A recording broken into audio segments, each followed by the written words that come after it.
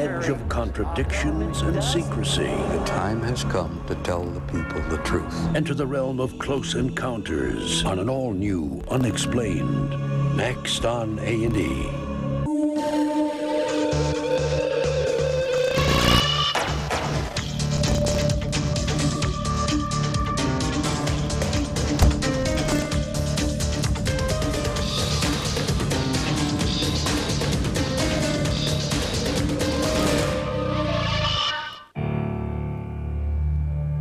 UFOs, unidentified flying objects. People have reported seeing them in the skies for millennia. Ancients who saw mysterious lights in the sky believed the gods had come down to visit them. Moderns have developed other stories, that they are intelligent life from other worlds, or top-secret government aircraft whose very existence must be concealed at all costs.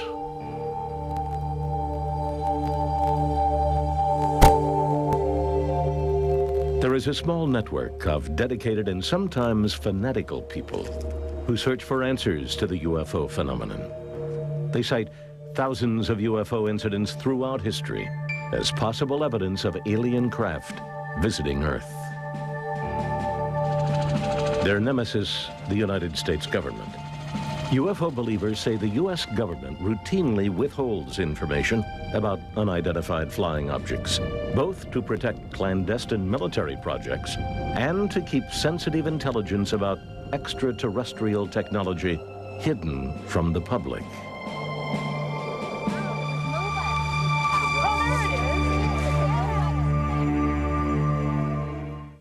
Hello, I'm Bill Curtis. On tonight's program, two close encounters haunt the people who say they have experienced them. Mysterious lights in the sky over Phoenix in March 1997 lead many to believe an alien craft flew over the city. And a disturbing story of two women who say they have suffered medical problems for years after a UFO encounter outside Houston. Does evidence exist to prove that alien craft have visited Earth?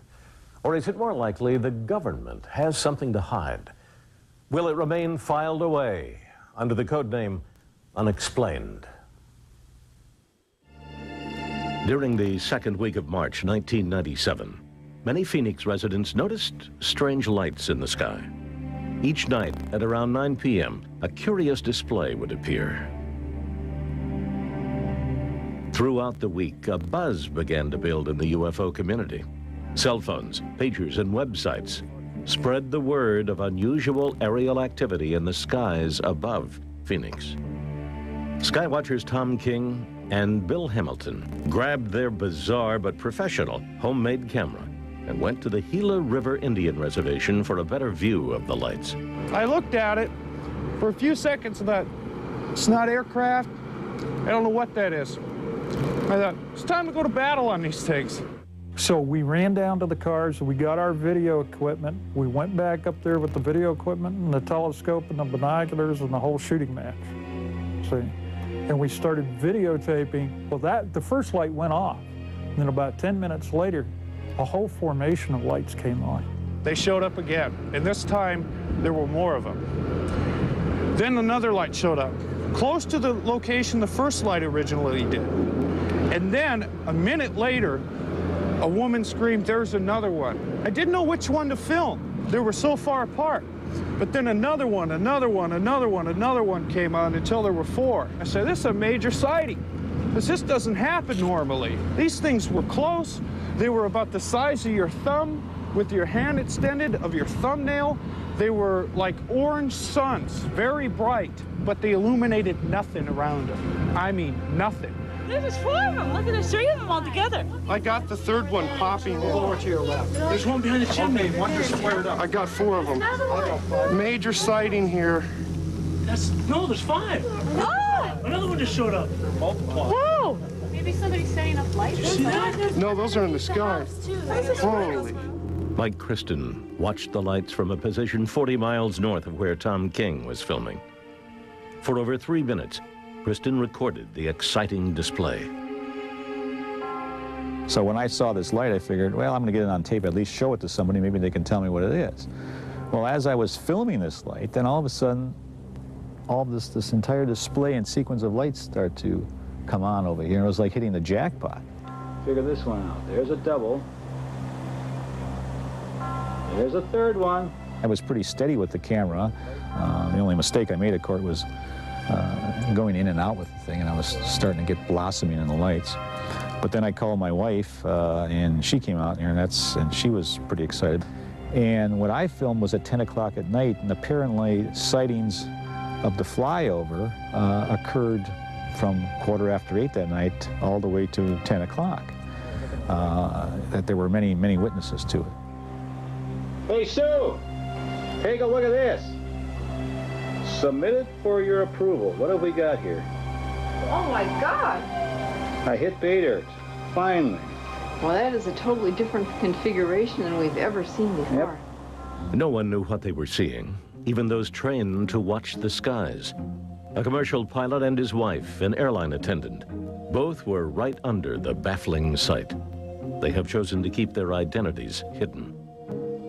And these lights were massive, and they were in a V shape, going southbound and moving rather slow. So I listened, and there was no sound in the neighborhood, and this massive V was blocking out the stars, and the fact that it wasn't making any noise gave me a chill, I mean, right up my back. At about the time it's right overhead, that's when I realized I don't know what I'm looking at. It's not fighters, it's not a large aircraft.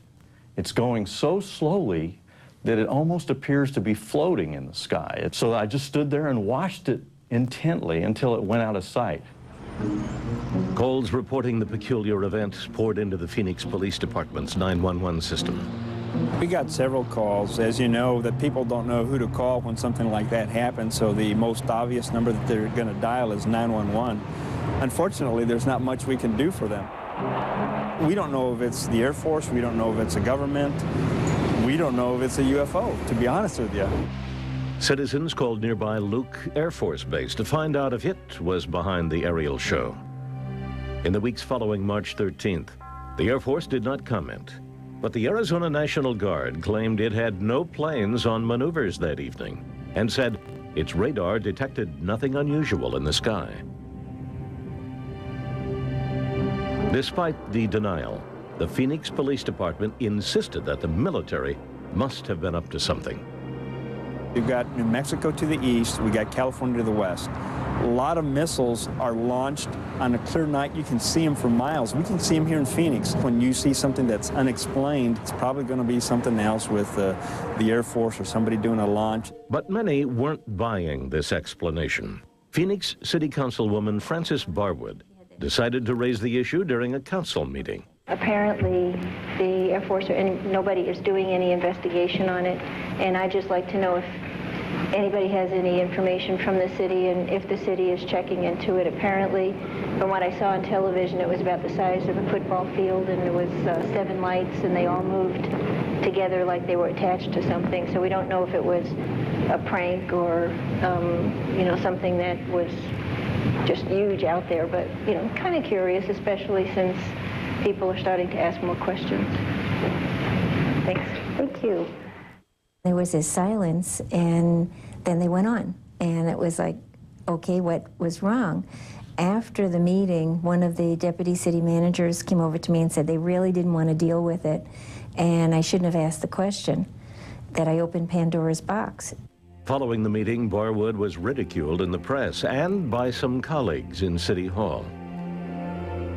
To Councilwoman Barwood and many puzzled citizens, it was clear the city had no intention of taking her seriously or conducting an investigation. Next, what did thousands of witnesses see in the night sky on March 13th? Was it a giant flying saucer from another world or something else? The UFO community believes someone in the military must know the truth. The Unexplained will return on A&E. The Unexplained on A&E. The March 13th, 1997 sighting over Phoenix was one of the most widely viewed UFO events ever recorded. Thousands of witnesses reported seeing the lights, and it was captured on videotape, making this UFO sighting unique. While the public demanded explanations, the military declined to comment, and the city government ignored requests for an investigation. These skywatchers decided to take matters into their own hands. Ted Lohman was one of the most prominent UFO investigators to enter the fray. Lohman is a metallurgist who in the late 1980s was nearly blinded in an industrial accident. During his recovery, his father shared with him a lifelong interest in UFOs. Lohman immersed himself in what believers call ufology. Later, he created a television program as a public forum for the UFO issue. I got involved in television through public access in 1991 and set out to show the world, if you would, that the UFO phenomena does exist with credible people speaking on the subject. Ted Lohman was frustrated by the government's refusal to seek an explanation for the Phoenix Lights. National Guard and Air Force officials gave conflicting and what UFO investigators believe were misleading accounts of the sighting. The flow of information was erratic at first. When we tried to go through normal channels, from what the investigators have told me, that they originally called Luke Air Force Base. The woman at the end of the phone said, yes, we're having a rash of calls. Within a matter of minutes, they turned around and said, no, nothing is happening. Then they come out with something else months later saying, oh, there were flares in the area. The Arizona National Guard originally claimed it had no planes in the sky on March 13th. In May, after USA Today published an article about the incident, it changed its story, saying the visiting Maryland National Guard had dropped flares over the Gila River Gunnery Range in training exercises. Lohman decided to have the Phoenix Lights home video footage analyzed to see if this new explanation could be confirmed. When I receive something like the Phoenix Lights, you have to take it to people that deal with this. So I either get in touch with Jim Dilatoso or somebody that is in the field that I feel confident that will look at this with an open mind and tell me what they believe that it is. Jim Dilatoso is a UFO enthusiast and president of a company which produces computer graphics for entertainment and aerospace clients. He frequently collaborates with UFO investigators, analyzing film and videotape of alleged sightings. We've been investigating UFO pictures for over 20 years for other investigators. We're like a police lab. We don't publish reports. We give information back to other investigators. We do it for people in Russia and Brazil and Florida and Canada and all over. So when the Phoenix Lights happened in March 1997, we opened it to the lab to investigate and measure it. Not trying to prove or disprove that it's an extraterrestrial spacecraft. I'm measuring for data. Dilatoso supports Lohman's belief that the Phoenix sighting can't be dismissed by the explanation of flares. So we can compare to airplane lights, car lights, hail-bop, flares, and see if we get a match. We didn't get a match. Geophysically, when we triangulate or quintangulate the 5 different videos that have been shot, we position it in a location that isn't even remotely close to where the National Guard allegedly set off flares. And that only lasted 10 minutes, the setting off of flares. This event happened for hours on the night of March 13th. Many witnesses dispute the location where the military claims the flares were dropped. They also insist the lights didn't descend or illuminate the surrounding mountains the way flares would have. And I'd just like to say that the V of lights that I saw that night was absolutely not flares. I've dropped these flares from my helicopter in Vietnam. I've been on the ground in Vietnam when the flares have been deployed above me. I've seen the flares from fighters being dropped by other fighters. Flares have a real distinctive flickering. They're suspended by parachutes so they wouldn't stay in a perfect V orientation as they traversed all the way across the sky. Were there flares? Possibly. The Army or the Air Force says there were. I believe that something else was going on. What was going on was a show. It was for the people in the Phoenix area. It lasted too long to be a set of 5 flares, and that was it. What really happened on March 13th, 1997? Did thousands of Phoenix residents see an extraterrestrial craft pass over them between the hours of 8:30 and 10 p.m.? Skeptics question the investigative techniques of the so-called ufologists. The burden of proof on a UFO event is on the person telling the story, not on the person debunking it.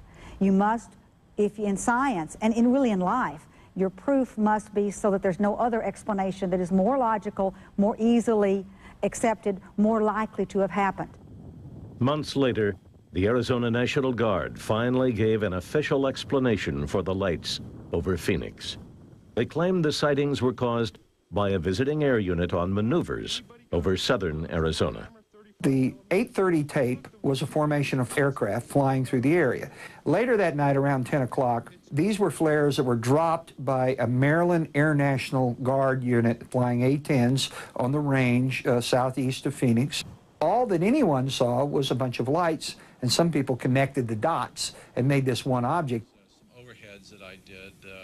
Even some in the UFO community say flares could have been responsible for the sightings that occurred at 10 o'clock, but say conventional aircraft could not cause the flying V formation seen by witnesses between 8 and 10.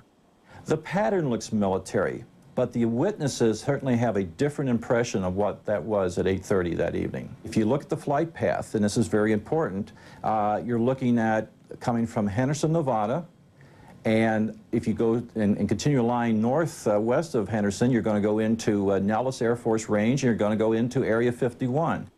Area 51 is the Shangri-La of the UFO community, a military base in the Nevada desert, undeclared on any government map. The UFO community believes that the government hides many of its UFO secrets at the infamous base. The first reports came from the northwest and directly in line with that corridor. Now, a lot of speculation was brought about by being something coming from Nellis Air Force or Area 51, a super secret, some type of a spy plane that came in this direction. These skywatchers aren't certain they know what made the March 13th lights. Theories of spy planes proliferate alongside claims of alien craft. But they are united in demanding that the government release whatever facts it has to the public. I think I can speak for the majority of the people within the field of ufology that we want to get the truth out. We might not want to know what the truth is once we get it, but we want to know the truth. Many people, including at least one city councilwoman, has asked for an investigation on what happened. When I work and I pay taxes, I pay for that jet fuel and those jets they train in. And when I have a serious question and evidence of what I captured on tape, I demand some answers. I think there's an unwritten law that you don't ask about these things if you're in government. And, you know, they have made fun of so many people that have said, well, they saw something. I've never seen anything in my life. But obviously, something was out there that night. Hundreds of people have told me what they saw. They all described the same thing. There was something there. Despite the clamoring from the UFO community, the military has insisted it has nothing further to say about the Phoenix lights of March 1997. Wait, where? Another one, too. Where? Major sighting here. Next, 3 Texans have a terrifying encounter with a UFO that they say left them with a lifetime of medical problems. The Unexplained will return on A&E. The Unexplained on A&E. Some people join the UFO community as a result of what they call a close encounter. They believe they have seen aliens, an alien craft, or simply something they can't explain. 2 women say their lives were disastrously altered by an encounter with an unidentified craft, and the UFO community was the only place they could turn to for help. Betty Cash owned a cafe in Dayton, a small town 40 miles north of Houston, Texas. Her friend, Vicki Landrum, worked with her as a waitress. At 7 p.m. on December 29, 1980, the two women drove to a church in New Caney, Texas, with Vicky's 6-year-old grandson Colby for a bingo game. When they discovered that the game had been canceled, the three headed home at about 9 p.m.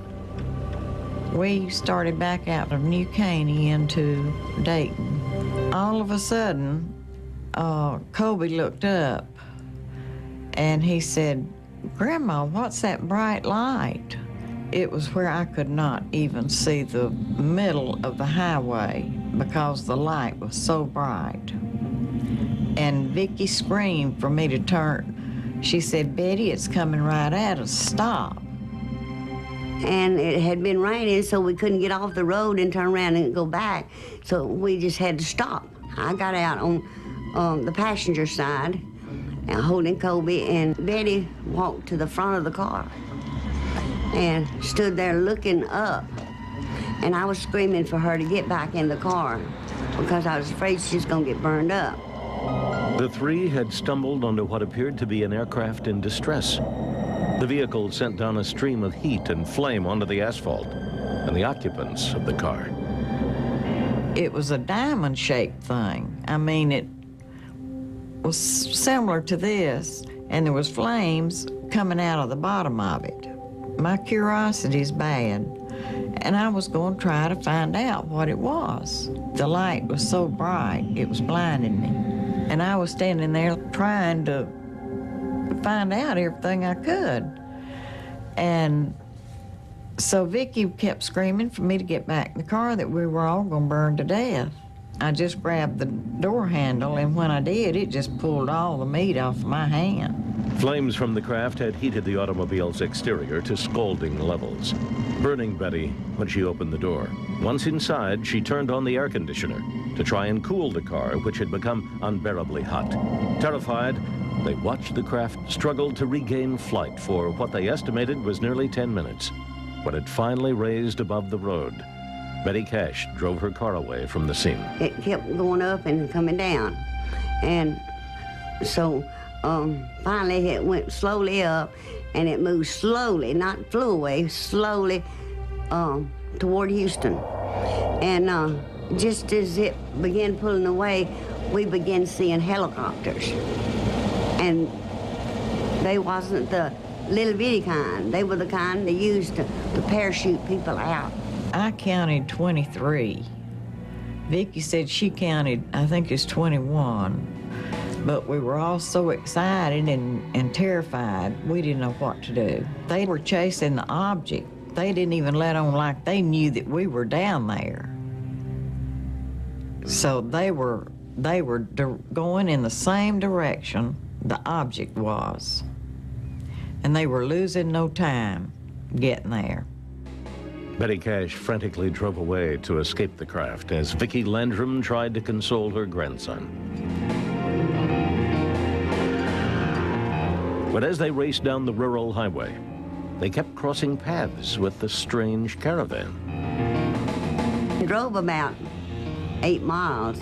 There was a whole bunch of helicopters that were flying in with their searchlights on. They flew over us, and they were the big kind. Betty Cash, though badly burned on her hand, neck, head, and chest, managed to drive the car home to Dayton. Vicki had burns on her face, Colby on his back. Dehydrated, the three consumed large amounts of water and told friends and families what had happened. Betty's 20-year-old son tried to convince her to go to a hospital to be checked out. When the local news carried nothing of the event, she decided to wait. He begged me to go that night, and I told him what had happened, and I said, "Toby, if we go to a doctor's, they'll think we're crazy." I said, "I've got to go on to bed." So I did. I went on to bed, and I was so sick all night, up chucking.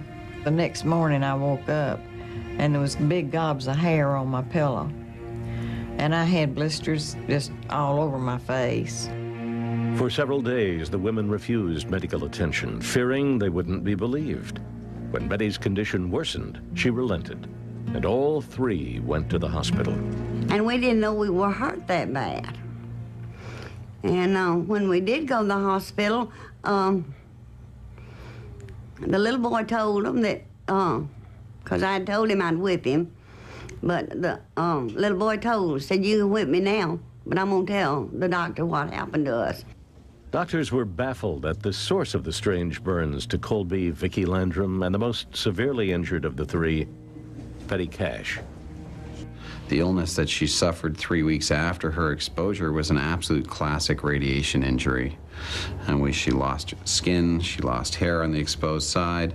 She then had diarrhea, vomiting, and all the illnesses you get, and it was exactly on time. I don't think she would have made it up. And the other thing is I don't think that she could have made it up because she didn't know it, and she's precisely on time for describing what would be a 2 gray to 3 gray radiation exposure.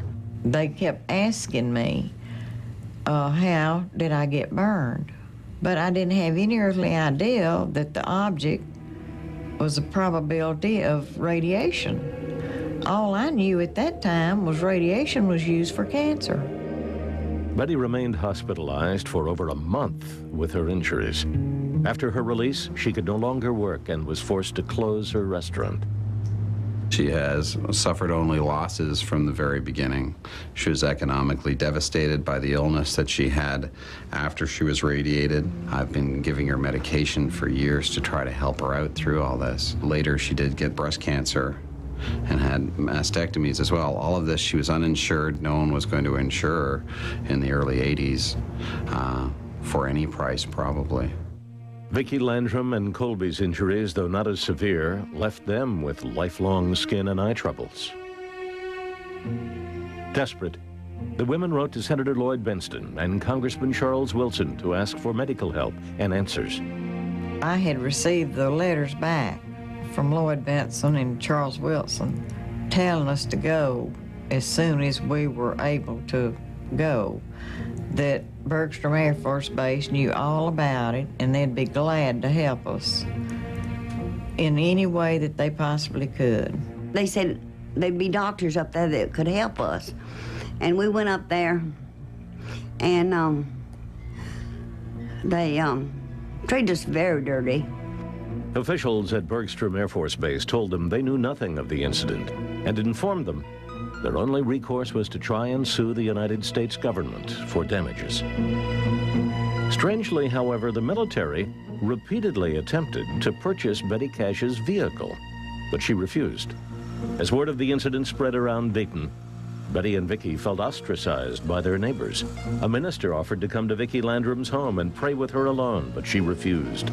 It was then that the women turned to the UFO community for help. Next, 18 years after the original incident, another UFO investigator would try to lift the veil of secrecy surrounding this mysterious encounter. To the Unexplained on A&E. Betty Cash and Vicki Landrum have been ridiculed and ignored since their alleged 1980 encounter with an aircraft. But the UFO community refuses to let the case die. John Schuessler is an aerospace engineer and deputy director of the Mutual UFO Network. MUFON, as it's called, is a worldwide organization of UFO believers who study and investigate sightings. The women contacted him several weeks after the incident. Schuessler was curious but skeptical until he met Betty Cash. She took her wig off, and she had big patches of hair missing from her head. And that was so shocking, and I said to her, I said, look, something very serious happened to you. And if you're openly honest with me and give me the information I'm looking for, I'll stick with you to the very end. I said, I need to talk to the other people that were involved in this case. And so I called Vicki Landrum, and I talked to her and her grandson, Colby. We asked them, why did you just go home after this incident happened? And they said, well, you've got to understand what happened. They were, what you might say, healthy Texas stock people. When something happens, they tough it out. They don't just run for help. Mrs. Landrum said, we always tough it out. I never go to the doctor. I never go to the hospital. I don't take medicine. When I'm ill, I tough it out. And so that's kind of what happened in this case. Convinced of their story, Schuessler agreed to look for answers. Then we went out to the site where this happened. They had never been back. We took them out one at a time. They each one took us right to the very place, even though they'd never been back from that night, but they'd been too ill. And we walked through the scenario, and we timed it, and we understood what happened, and we looked at the roadway that was burned and the trees that were burned. And we saw the emotions in these people when they got back to the place. They just broke down, completely broke down, cried. And they were so frightened from it, they still didn't want to be there. And after that, we decided, well, we'll let them go home, and then we'll start walking the roadways. Schuessler began to canvass the area for witnesses to the incident. His investigation revealed that a Dayton police officer and his wife saw military helicopters in the sky on the night of December 29, 1980. We had other witnesses too, civilian witnesses that weren't as alert about what helicopters are, but they could describe them with two rotors on them that made them very unique. And there was no one else but the military flew twin rotor helicopters in 1980. We started asking for those kind of records from the military. We were just completely stonewalled. Just like these people didn't exist and the information didn't exist. And so that started our quest for more information and a long, long drawn-out investigation. Through the Freedom of Information Act in 1982, Schuessler obtained what he feels is the smoking gun in the case, the official military report on the investigation into the women's claims, which called their story credible. With Schuessler's aid, the two women hired a lawyer. To me, it seemed to be a truthful story. Yes, I've had people who try to, as the saying goes, strap a story on you. I don't believe they were doing that. And the evidence contradicted that too. Nearly 6 years after the alleged incident, Betty Cash and Vicki Landrum believed they might finally get some relief. They filed suit with the U.S. Attorney's Office in Houston, and a preliminary hearing was set for August 1986. Of course, the federal government denied they had any connection with anything like this. And we didn't have any way of proving that the federal government was involved. All we could prove is the women were injured. Who injured them? We couldn't prove it. And so the judge says, I'm dismissing the case. Their hopes crushed, Betty Cash and Vicki Landrum eventually left Texas to escape the painful memories of their ordeal. 18 years after the original incident, after the tabloids and local press tired of their story, another UFO investigator still searched for the answers. We're coming into Dayton, Texas. You know, there's a mystery here. I've done investigations, I've done undercover operations, I've been involved in homicide investigations, and there's hard evidence, there's eyewitness testimony. As an investigator, I believe that those answers are out there, and eventually we may be able to bring this mystery to a conclusion, show a picture of what transpired on December 29th, 1980.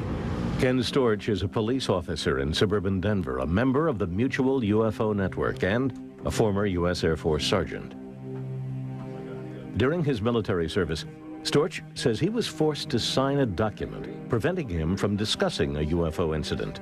His unwilling participation in an alleged government cover-up made him sympathetic to the experiences of Betty Cash and Vicki Landrum. Betty Cash and Vicki Landrum and Colby came around that corner and were confronted with an unknown. There was an object that was brilliant, diamond-shaped, emitting a high intensity, they say a flame, light of some sort, a power source. According to Betty Cash and Vicki Landrum and John Schuessler, the craft, when it came down from the sky, irradiated an intense heat, causing the blacktop to bubble, melt, contaminating the surrounding area. This is a classic encounter, right? We're at ground zero where it happened. This is it right here. John Schuessler visited the site 3 weeks after the incident and noticed changes made to the road. We went back out a few weeks later and looked, and that section of road was dug up and replaced, completely replaced. We contacted all of the road agencies around, state, city, county, and all of them said, we haven't worked on the road. We found some witnesses that said they did see people working on the road, and the trucks that were hauling the stuff away were unmarked. 6 to 8 weeks later, the same crew came back in, tore it up again, and repaved it again, removing, in fact, digging down, removing 8 inches or 6 inches of surface in the process. And if you look closely in this section of between 150, 200 yards, you can see that there's concrete and asphalt, and the texture changes dramatically, and it's just in this one section. I mean, it's not like it's the whole roadway. Storcher notes that the changes made to the asphalt surface run parallel to a cluster of small trees lining the roadway. There's young growth here that's just very, very young, and then the trees off in the distance here are probably 40, 50, maybe even older, but this lack of trees in this specific area, I think, indicates that they were removed. Why? Investigators believe the U.S. military repaired the road to hide evidence of Betty Cash and Vicki Landrum's unexplained encounter.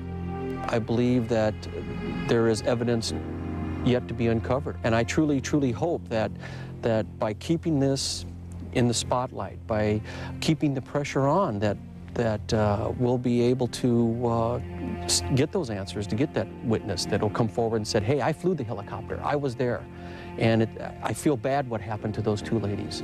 I think it's very important for the civilian UFO groups to continue to work on this until or unless there is some reason for them not to, and that would be a government disclosure. And when people have UFO encounters, they need help. They just want somebody to tell them they're not crazy. Officials at NASA and Bergstrom Air Force Base declined comment on the case. Betty and Vicki believe the U.S. government has lied to them about their involvement from the beginning. They've ruined my health. They've ruined my life. So what else is there that they can do other than kill me? And they probably would love to do that. But I'm so stubborn and hard-headed that I'm going to show them I'm going to be around to fight just as long as there's a fight left in me. Are Betty Cash and Vicki Landrum victims of a secret military program gone awry? Has a conspiracy hidden evidence of that fateful night in December 1980? They took the case to court, and they lost in federal court. They could not prove that anything had happened to them that was a result of the government doing anything. I think they got carried away. Remember, there's something like 10% of all UFO reported cases are hoaxes. People fraudulently created this or report something that they know was not true. The UFO investigators see too many coincidences in the case for it to be a fabrication. Any kind of radiation can be mimicked by some other device, admittedly, but it's the combination of effects where you have multiple witnesses, eyewitness reports, substantiating other witnesses, plus the medical evidence in the case that took place at exactly the same time. This case had all of those things. I believe that Betty Cash, Vicki Landrum encountered something. My gut feeling is that the government is involved in it up to their eyebrows. I think that we need to impress upon Uncle Sam to lay those cards down and let us have a look at them and let us evaluate that database. Critics think the UFO community is looking for answers from the government which simply don't exist. If not enough evidence is collected for people to do an objective analysis, no matter how much you think you've had an experience, no matter how strong your recollections, people aren't being cruel when they tell you we can't continue the investigation. They're being realistic. There's no more we can do. Skeptics dispute the conspiracy theories that surround many UFO cases and claim the government has no reason to conceal the truth. You can, after the fact, construct almost any event and make it look very strange and weird. The military, in my experience, does not lie about what it does. It's too concerned about its public relations image. First of all, the government has every reason to lie. And second of all, the government does lie. There are tons of evidence where they've been caught with their hand in the proverbial cookie jar. The Alabama incident involving the black males that were subjected to testing, the GIs that were taken out into the desert in 1940s and 50s and subjected to atomic blast, and the government is turning their back. I would say to this gentleman that crap Next, a high-ranking military officer takes on the government and demands that it release its secrets about UFOs. The Unexplained will return on A&E. Across the United States and around the world, UFO enthusiasts meet to swap stories, share data, and commiserate over the government's unwillingness to comment on these mysterious phenomena. One of the most vocal critics of government secrecy is retired Sergeant Major Robert Dean. He held a high position during the 1960s with NATO. Dean says he saw a top-secret military document containing information about UFO incidents, which he claims nearly brought about World War III.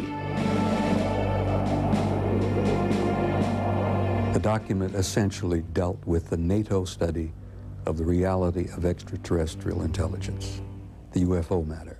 Now, there were large circular metallic objects flying all over Europe. They would fly in formation and they would disappear off of NATO radar over the Norwegian Sea. This issue had almost caused we and the Soviets to go to war at least a half a dozen times over the years for the wrong reasons. Once I realized that this was a reality and not myth, legend, it had an impact on me which I've never quite gotten over. Dean and his wife Cecilia have formed an organization to educate and lobby for congressional hearings on the UFO issue. Stargate International literally is an international organization devoted to one basic thing: bringing out the truth of the UFO and the extraterrestrial intelligence issue, which has been covered up and sat upon and denied for so many years by not only our government, but practically every government on this planet. The time has come for the American government to tell the people the truth. Our goal has been to influence government, to influence Congress, to hold congressional hearings, and to do it perhaps not for them necessarily to release UFO materials, modern UFO evidence, but at least to give us a forum in which we could release it. Robert Dean believes that the government's policy of denying the existence of UFOs and withholding evidence violates our constitutional rights as U.S. citizens. I swore an oath to give my life, if necessary, to defend the United States Constitution. I didn't take that oath lightly. I've been through a whole bunch of wars, some that you know about, some you don't even know about. And it's become very clear to me that our constitutional process is literally endangered by this lying, by this cover-up, by the 50 years of deceit and deception. Dean believes the government has hundreds of stories it has yet to tell about UFO encounters.